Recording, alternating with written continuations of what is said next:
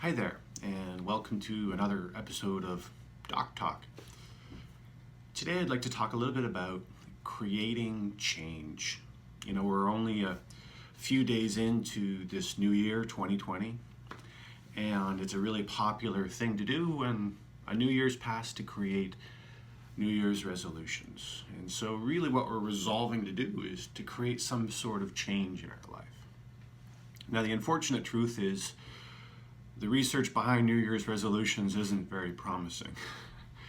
Most people can't kind of stick with their resolutions for a very long period of time at all.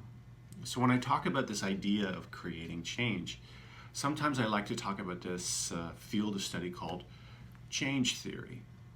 So I like to tell people that I'm in the business of helping people create change, and there's lots of different ways that you can work to create change. So change theory talks about several of the different ways that you can try to create change for people. So in change theory, they talk about two kind of broad classes of change. They talk about this idea of transformative change, and they talk about this idea of translative change. Now, transformative change is usually the type of change that most people want to create. They transform. So when people make a New Year's resolution, they want to transform something in their life. They want to, quit drinking or lose 20 pounds or resolve to, get in the best shape of their lives. Something along those lines. So the idea of transformative change is that you're creating a huge amount of change in your life. The problem with that is when you look at the research around New Year's resolutions particularly, the vast majority of people can't sustain that amount of change. And usually what will happen is they'll try to create that change and then they'll kind of collapse back into themselves after they are not successful. And a lot of stuff can happen, like feeling guilty and shameful and like you're not good enough if you don't follow through with those kind of resolutions. So the idea is transformative change is the type of change that most people want to create, but it's really hard to sustain. There are a small minority of people out there that are just freaks when it comes to their willpower that can kind of sustain that type of change.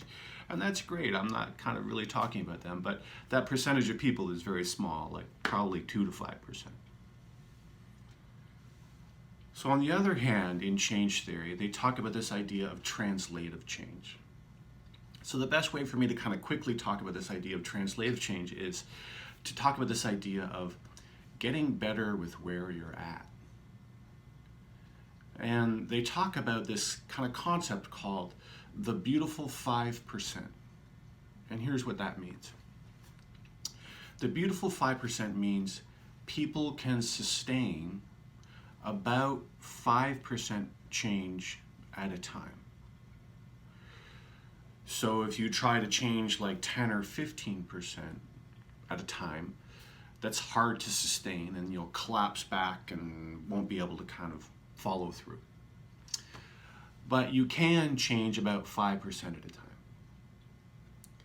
Now, the reason why they call it the beautiful 5% is that you can change 5% today, and 5% next week, and 5% the week after, and 5% the week after, and 5% the week after.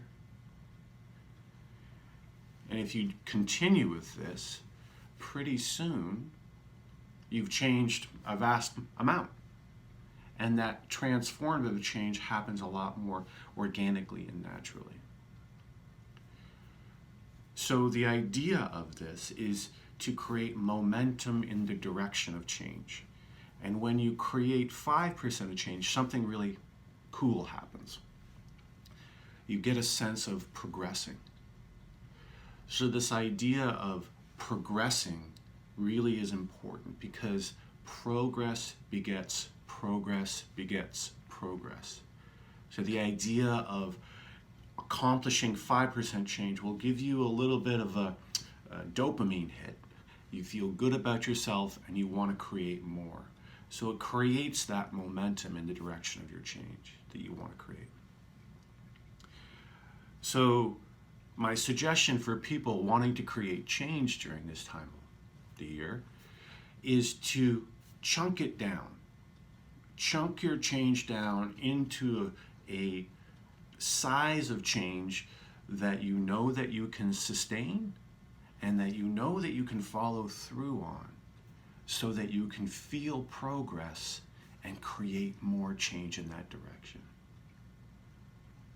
This is a really important kind of concept to understand, and it's really not just for New Year's resolutions. You really can use these ideas to create any type of change that you want to create in your life. My hope is that you'll take this information and use it all year long. Move in the direction of the type of change that you want to create all year long. So if you're interested in knowing more about how you can create change, or interested in knowing how I can help you define and prioritize the type of change that you want to create, let me know. I'm here to help in any way. Have a wonderful new year and a great day.